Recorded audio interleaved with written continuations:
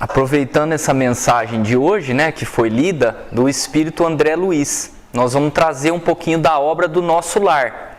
Alguém aqui já leu o Nosso Lar? Todo mundo? Quem não leu, assistiu o filme? Todo mundo? Quem não leu ou não assistiu, tem que ler ou assistir, tá? Vale a pena. E nós vamos tentar ver se tem alguma coisa que acontece no nosso lar que tem razão das coisas que estão acontecendo agora, nesse momento, pelos problemas que a gente vem passando. Lembrando que o Nosso Lar foi escrito em 1939, antes da Segunda Guerra Mundial, e foi publicado pelo Chico, pela FEB, né, em 1944, 76 anos atrás. Para a gente ter uma ideia, o nosso Brasil, 76 anos atrás, o telefone era aquele de manivela, que a gente ligava para telefonista para pedir ligação. Andava de carroça, de cavalo, carro era uma raridade. Tudo estrada de terra, não tinha, pouquíssimas eram asfaltadas. Televisão não existia, veio no Brasil em 1950, era só rádio. A informação demorava, ia por navio, era uma coisa totalmente fora da nossa realidade. Nem telefone, o telefone era difícil, pouca gente tinha telefone. Fora isso, naquela época, nós tínhamos, por exemplo, preconceitos, discriminação de raça, estava acabando de sair lá 1890 de escravidão, contra a homossexualidade e outras violências contra a mulher, cangaceiro, justiceiro. Era uma sociedade que era totalmente diferente da nossa. Lá no Nosso Lar, a gente imagina que também era muito diferente do que é hoje. Por quê? Porque lá se desenvolve muito mais rápido que aqui. Aqui a gente é como se fosse um espelho do que é o plano espiritual, um espelho bem embaçadinho. Nós lendo o livro, fazendo a leitura do livro, a gente vê as maravilhas que eram. O André Luiz conta lá com detalhes. Os palácios da governadoria, as torres, os bosques, o palácio das águas, a alimentação, o clima perfeito, o ambiente maravilhoso. E a gente fica pensando que um dia a gente queria chegar no ponto que era o nosso lar. Isso há 76 anos atrás. Então a gente, para imaginar o tanto que isso não está desenvolvido, sendo que a gente também desenvolveu. Mas será que, além desse desenvolvimento tecnológico, cultural, sociedade, se lá no Nosso Lar, a época que o Chico escreveu, se tem alguma coisa para ajudar a gente agora? E a gente sabe que a parte doutrinária não muda, porque nós estamos seguindo os ensinamentos de Jesus de 2000 anos atrás, são leis eternas, lei de Deus. Mas será que eles vivenciavam alguma coisa semelhante com o que a gente está vivenciando? É o que a gente quer ver hoje no nosso bate-papo. Tá? E todos nós estamos sentindo muito esse período da pandemia. Uma das principais razões que a gente entende é a questão do isolamento. Estamos muitas vezes isolados, tanto dos nossos familiares, o pai, a mãe que é mais idoso, as crianças que só ficam dentro de casa e não pode ir na escola, muita gente não está indo trabalhar, muita gente com uma preocupação financeira, então muito sofrimento. Só que será que esse nosso sofrimento, ele é só causado por isso? Ou será que ele é causado pela preocupação do futuro, o que vai acontecer, o desemprego, a fome, a ansiedade, vai vir vacina, não vai? Várias coisas estão trazendo dificuldade para a gente. E esse distanciamento social é motivo do André Luiz no capítulo 18. Só que o capítulo chama Amor, Alimento da Alma. O André estava lá na casa do Lísias, que foi o amigo dele que recebeu, e a dona Laura, que era a mãe do Lísias. E eles estavam fazendo uma refeição. E eles começaram a falar sobre os alimentos do plano espiritual, né? Sucos concentrados, frutas. A dona Laura explicando que no Ministério da Elevação, mais contato com os planos superiores, precisa de alimentos menos densos. No Ministério do Auxílio, que é onde eles estão, precisa de altas cargas energéticas para conseguir trabalhar. Mas a dona Laura surpreende o André e fala: André, o maior alimento da criatura é o amor. É por isso que Jesus dizia que amar ao próximo como a si mesmo. A recomendação dele era o amor. O que nutre a alma não é o alimento físico, porque a alma é material, o espírito é imaterial. O que nutre os nossos espíritos é o amor. E ela complementa. Olha o que ela fala aqui. Jesus aconselhava-nos igualmente a nos alimentarmos uns aos outros no campo da fraternidade e da simpatia.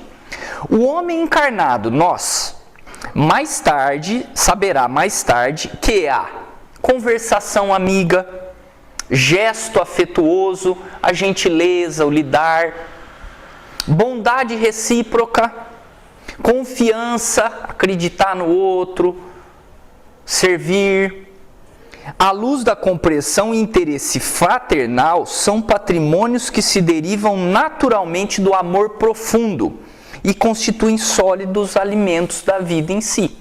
Então, o que o André Luiz está falando aqui nessa parte do nosso lar? Que o nosso relacionamento é o principal alimento que a gente tem. Quando a gente fica isolado dentro de casa, nós estamos vivendo conosco mesmo, dentro do nosso egoísmo.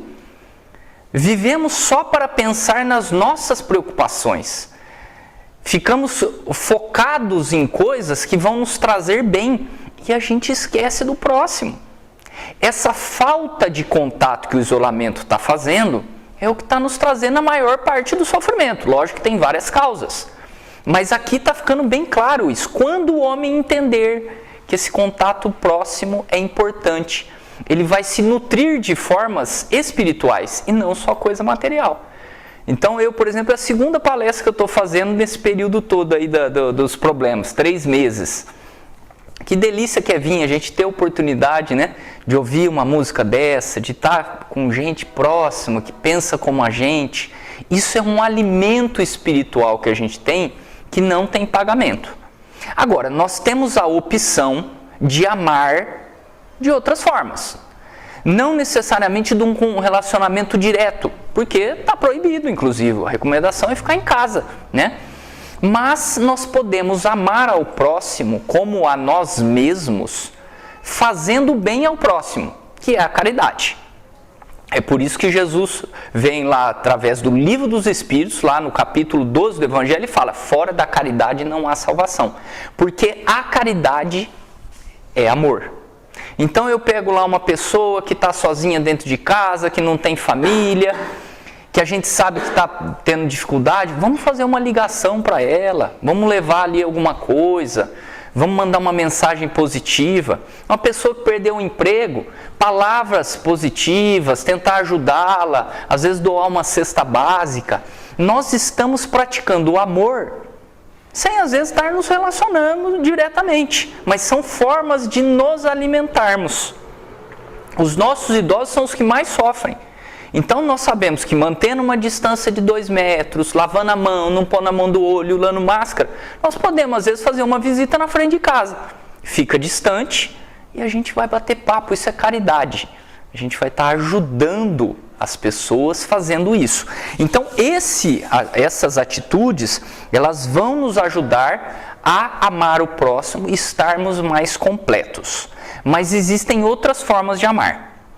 Uma forma que a gente entende de amar é não cometer pecado. Mas como assim não cometer pecado? Sim.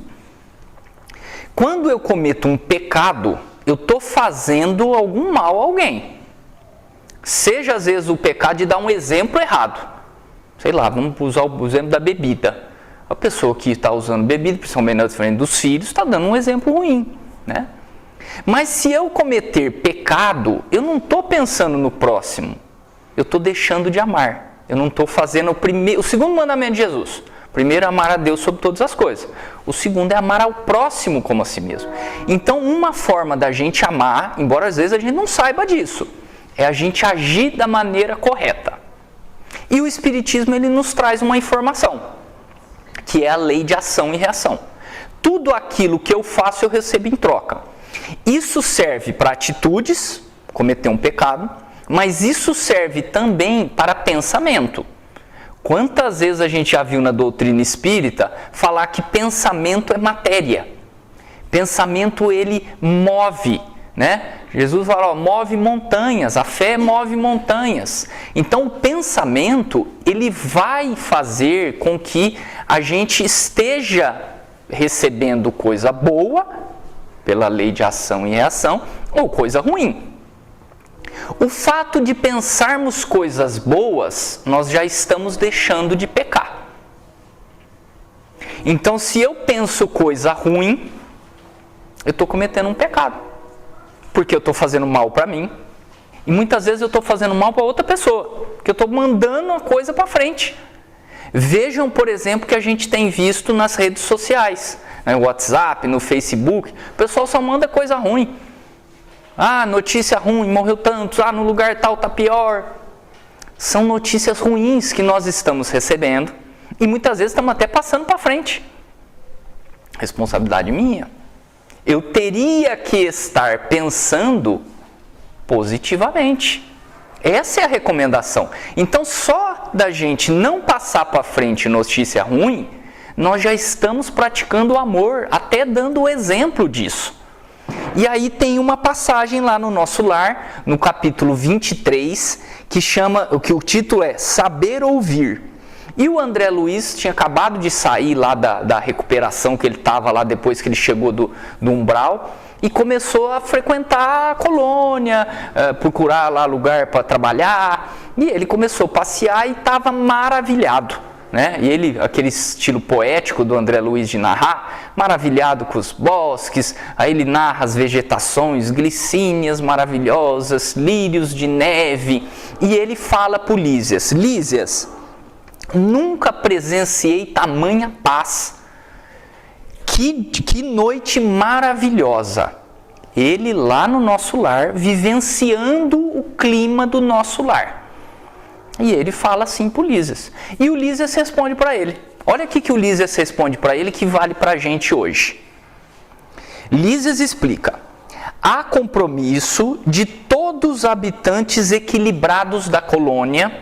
Quer dizer, não é todo mundo que mora no Nosso Lar. Só dos equilibrados. Porque a gente tem lá os doentes no Ministério do Auxílio, os outros que estão até atordoados, outros lá em coma, né? Quem é equilibrado tem esse compromisso lá. Há compromisso de todos os equilibrados, no sentido de não emitirem pensamentos contrários ao bem. O esforço da maioria se transforma numa prece quase perene, quase contínua. Então, o que faz o Nosso Lar ser tão bom, gente? Ah, não, lá eles têm lá o poder de moldar a matéria, que é uma matéria etérea, eles constroem essas construções. Ah, não, lá não precisa desse alimento que nem a gente precisa comer tanto. Ah, lá... Não é nada disso que molda o Nosso Lar.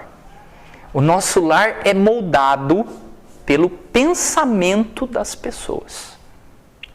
Então, se a gente tentar colocar isso em prática aqui, a gente vai mudar o nosso mundo. Não precisamos esperar desencarnar e rezar para parar no Nosso Lar. Nós temos que mudar o nosso pensamento. Então, nessa fase que nós estamos vivendo, não tem por que a gente ficar vendo notícia ruim. O que a gente precisava saber da pandemia, nós já sabemos. Medidas para nos protegermos e protegermos aos outros. Isso todo mundo está careca de saber. Agora, o que adianta? Quantos morreram? Quantos estão doentes? Quantos sararam? Tem vaga na UTI? Os hospitais estão lotados? Vai sair a vacina? Será que esse remédio é bom? Será que o Bolsonaro está certo? Será que o Dória está certo? Será que vai ter segunda onda? O que eu sabendo disso, parem para pensar, pensem comigo. O que eu sabendo dessas informações, eu posso fazer para ajudar? Nada. Eu não consigo ajudar em nada. Só que aí eu recebo essa gama de informação ruim. Porque não vai vir notícia boa. Notícia da pandemia é só notícia ruim, não vai voltar igual era antes. Nós temos que estar preparados para isso. Eu recebo essa notícia ruim e já começo a ficar preocupado, ansioso, nervoso. O que eu quero fazer para eliminar isso? Passar a notícia para frente. Aí eu vou conversar com fulano, olha como a coisa está feia. E eu vou conversar com o outro. a minha psicosfera está ruim, eu contamino o outro. E contamina meu bairro, a minha cidade, meu país e o mundo está nessa situação. Se fossem informações que a gente conseguisse mudar alguma coisa, a gente não fala nada. Então nós temos que revisar isso. Nós temos que pensar que esse tipo de coisa hoje não está nos ajudando nada. E mais, agora eu vou contar uma parte para vocês aqui que está nesse capítulo. Vamos ver quem lembra. Como que era o noticiário lá do nosso lar? Não sei se vocês lembram, o André Luiz, ele narra que eles tinham um receptor. Porque era o que ele conseguiu falar de coisa. Mas era como se fosse a televisão. Mas na nossa época ainda não tinha televisão. Estava começando a televisão, o cinema. Ele nem sabia falar como que chamava aquele receptor.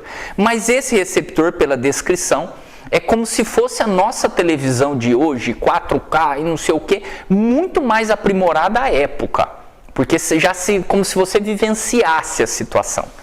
E ele conta que os habitantes de nosso lar recebiam as informações através desses receptores. E aí, ele lá curioso, imagina chegar lá no nosso lar, primeira coisa, chegamos lá no quarto, na casa da dona Laura, ser hospedado por ela, vamos ligar lá o receptor para ver o que está passando. O que passa no nosso lar, gente? 76 anos atrás, alguém sabe? O que é a programação do nosso lar? Passa a novela da Globo? Não passa, né? Novela das 8, nada disso. Passa Netflix? Não passa. São dois tipos de matérias que são difundidas nos receptores de nosso lar. Uma, mensagens dos espíritos superiores. Mensagens de amor, de humildade, de paz, palestras, comentários de Jesus, coisa edificante. E eles passam as notícias do que tem para ser feito de trabalho. Então é divulgado, olha, agora nós vamos trabalhar isso, agora nós vamos fazer aquilo. É isso que é o noticiário deles, 76 anos atrás. Né? Nós ainda vivemos nos contaminando, ou pelo menos nos deixando contaminar, com notícia ruim, sendo que o livro está ali há muitos anos atrás. Olha como vale a pena a gente fazer uma reflexão para os nossos dias de hoje. Mas aí o Lises também surpreende o André e a gente. Falou, olha André, nem sempre foi assim. Antes aqui no nosso lar, na colônia, todos eram ligados às notícias da Terra. Ou seja, a televisãozinha deles lá passava notícia da Terra. Só que nós vivíamos aqui numa grande guerra de vibração. Porque qualquer acontecimento ruim que acontecia, qualquer grande catástrofe, tornava o ambiente da colônia insuportável. Porque as pessoas viviam preocupadas com o que estava acontecendo aqui e não viviam preocupadas com o que elas tinham que fazer. E virava uma psicosfera péssima. Aí, há 200 anos atrás, o governador do nosso lar, recebendo orientação do Ministério da Elevação, dos Espíritos Superiores, cortou a transmissão. O que o pessoal lá do nosso lar fez quando viram que cortaram a Globo, Netflix e cortaram as coisas? Ele fala na obra, luta. Ah, Rogério, luta? Não, será que eles não fizeram um protesto? Será que eles não fizeram um abaixo-assinado? Não, luta. As pessoas ficaram desesperadas de perder notícias. E o governador veio com a máxima de Jesus e falou para o pessoal, Jesus nos ensinou, deixai os mortos enterrar os seus mortos. Nós estamos aqui, nós temos que cuidar das nossas coisas. Eles que estão desencarnados, eles têm que cuidar das coisas deles, ajudando aqui, porque é a função dos espíritos que estão lá, né? Mas sem se preocupar com o que está acontecendo. E essa medida foi fundamental, porque acabou a psicosfera negativa. Eles viviam lá e recebem notícias daqui, mas notícias filtradas para a capacidade de cada um.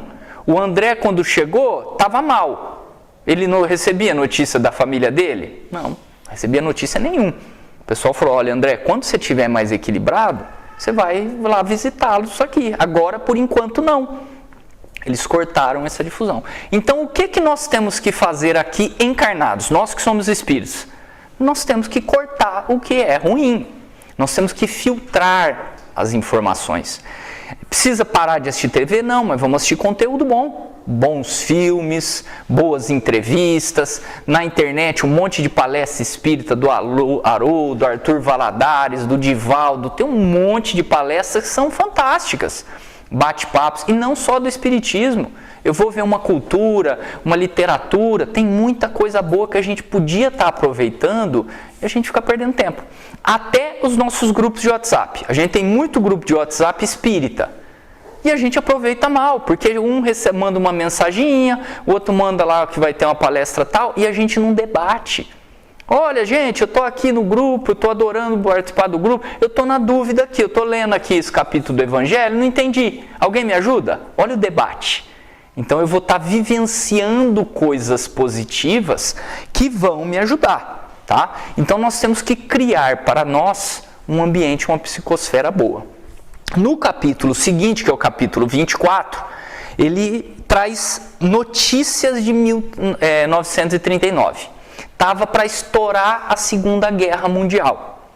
E o André está conversando com o Lísias sobre isso.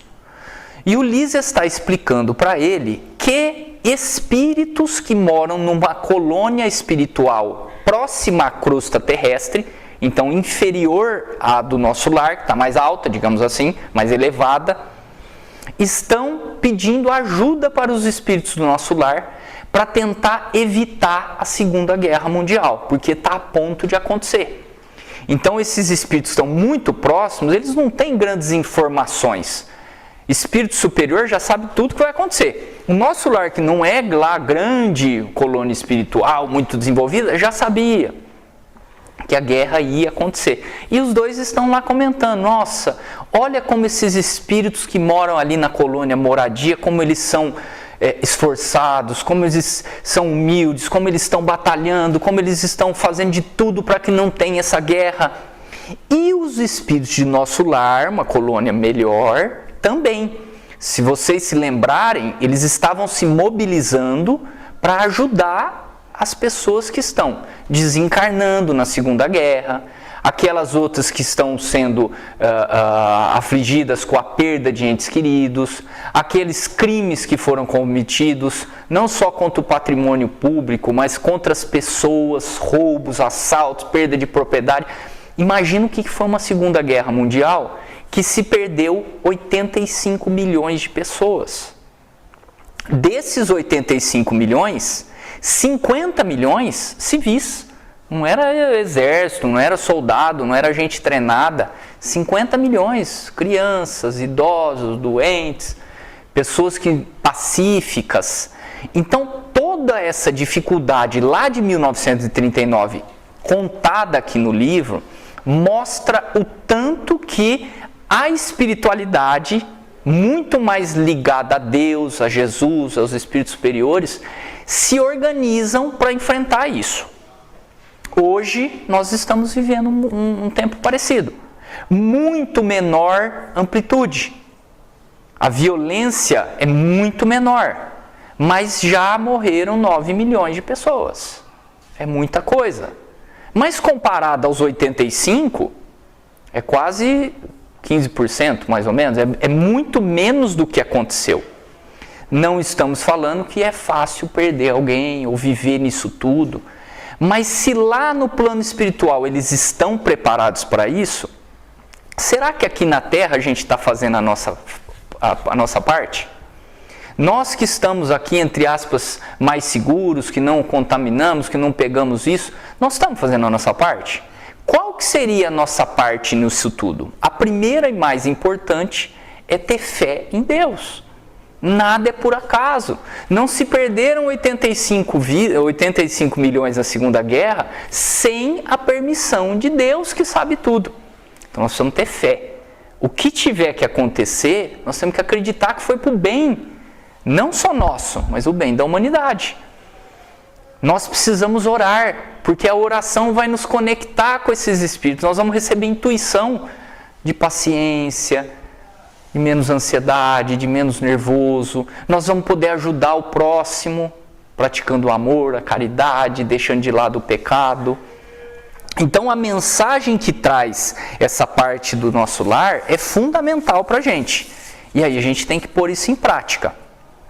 O que o espírita, além de orar, além de ter fé, além de confiar, ele tem que entender nos períodos de dificuldade?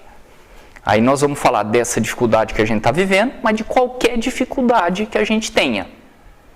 A mensagem de Jesus: bem-aventurados os aflitos, pois serão consolados. Quem que Jesus vai consolar? Aquele que sofre. Vai consolar aqui na terra? Não, porque tem muita gente que é injustiçado ou que comete crimes e aqui passa desapercebido. Aonde que serão consolados os aflitos? No plano espiritual. Então quem está sofrendo vai ser recebido de braços abertos por Jesus, porque ele está prometendo: bem-aventurados os aflitos, serão consolados. E aí a gente tem que fazer a reflexão: todos os aflitos vão ser consolados? Está lá no item 5 do Evangelho segundo o Espiritismo. Vale a pena ler esse capítulo, que para mim é o capítulo mais importante da doutrina espírita.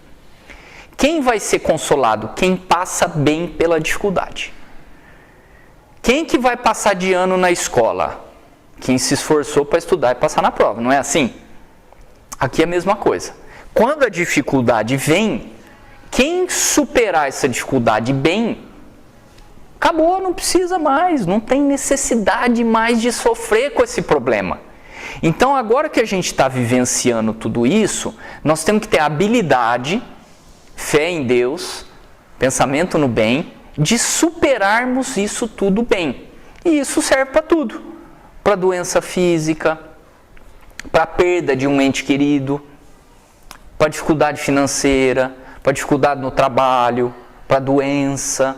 Se a gente superar bem, nós vamos ficar livres desse problema. Essa que é a mensagem.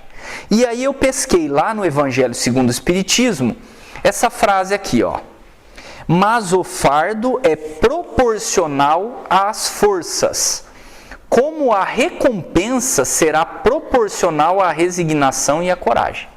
Ou seja, ninguém aqui vai sofrer alguma coisa maior do que é capaz de superar. O fardo é proporcional à nossa força. Se eu estou passando por essa dificuldade, tenham certeza. Isso aqui é mensagem de Jesus para Kardec. Kardec só transcreveu lá. Você tem força para superar. Então essa fase nós temos força para superar. Quanto melhor, quanto mais resignação. O que é resignação? Aceitação. Aceitar essa dificuldade. Estamos passando por isso? Vamos aceitar. Vamos tocar a vida em frente. E quanto mais coragem, maior vai ser a nossa recompensa. Passei mal por isso, sofrendo, reclamando, maldizendo, conversando com o outro, falando mal, pensando coisa ruim do político que não fez isso, do outro que não tem a saúde, que aqui nós somos injustiçados. Nós estamos passando pelo problema, mas mal, e não aprendemos com a coisa. Olha essa outra fase lá no Evangelho, capítulo 5 do Evangelho segundo o Espiritismo. A morte prematura, morrer antes da hora, muitas vezes é um grande benefício que Deus concede àquele que se vai, porque ele já cumpriu sua tarefa. Então, se eventualmente a gente tiver um ente da família que vier a falecer, um conhecido que vier a falecer, ou se até a gente vier a falecer, os Espíritos estão falando aqui.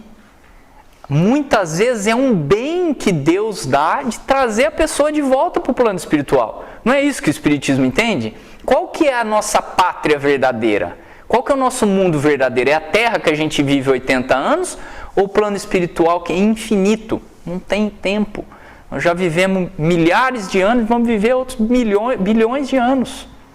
Então até o desencarne, nós como espíritas, nós temos que aceitar isso. A doença, nós temos que aceitar, porque se a gente tiver fé no que Jesus nos fala, quando desencarnarmos, quando perdermos um ente querido, essa pessoa vai ser consolada e nós vamos nos reunir novamente, em outras épocas, em outros tempos, muito mais felizes do que nós temos. É lógico que nós temos que preservar a nossa vida, é um talento que Deus deu. Então se a gente aprendeu que a gente tem que se proteger com a máscara, evitar sair de casa, lavar as mãos, evitar contato mais próximo, vamos pôr em prática. Porque se também a gente falar, se morrer é melhor, nós estamos sendo um suicídio indireto, né? Aí complica mais a situação. Mas aceitar se a coisa acontecer. E eu vou estar preparado na eventualidade de perder alguém querido. Quantos tormentos evita aquele que sabe contentar-se com o que tem? Nós estamos nos contentando com o que a gente está passando agora? Ou a gente está vivendo, será que isso não vai acabar? Eu não aguento mais. Quando que vai acabar isso? Quando que vai sair essa vacina? Quando que vai sair esse remédio? Será que esse remédio vai curar? Nós estamos nos contentando com o que a gente tem? Muito pouco de nós. Né? Então, quantos tormentos evita aquele que contenta-se com o que tem? O que nós temos hoje? É ficar em casa. É ter pouco contato. É fazermos coisas com o pensamento, coisas saudáveis, é tentarmos ajudar o próximo. Se nós nos contentarmos com isso, nós vamos evitar tormentos piores que virão nos agredir, principalmente do pensamento. Que se vê sem inveja o que não tem. Então, quantos tormentos evita aquele que vê sem inveja o que não tem? Então vamos pensar que lá na Nova Zelândia, na Bélgica, eles não tiveram nada disso. Porque o governo deles é bom, que eles não tiveram pandemia, que eles fizeram isso, que lá eles já estão saindo, eles estão indo para a rua, o comércio está aberto, a economia está boa e aqui está essa coisa ruim. Nós estamos tendo inveja do outro. Vamos olhar para o nosso. Qual que é a nossa necessidade enquanto moradores deste país? Porque se fosse para a gente ter nascido em outro país, Deus não tinha colocado a gente aqui. Então, olha como o Evangelho, ele vai trazer mensagens, e a codificação, o André Luiz, o Nosso Lar, vão trazer mensagens que são coisa antiga. Né? O Evangelho lá, 1864, se não me engano, né? O Nosso Lar, 1944, são afirmações, são conceitos que a gente tem que usar no nosso dia a dia. E a título de encerramento, o último item que eu queria recapitular para vocês do Nosso Lar, né? Que é, na verdade, o capítulo mais importante do livro, que é um dos últimos capítulos, que é o capítulo em que o André Luiz, que é denominado lá A Volta à Sua Casa, né? E que o André Luiz, ele vai voltar à sua família na Terra para visitar. Só recapitulando, desde lá do umbral, quando ele morreu, ele não parava de perguntar da família. Chegou no Nosso Lar, ainda doente, e minha esposa? E meus filhos? E ele passou todo o estágio lá perguntando deles. E os espíritos falaram, se educa, entenda como funciona, melhora a tua condição, sai dessas patologias que você tem da alma, para você quando for, você poder ajudar, se for agora você vai estar mal. E assim foi.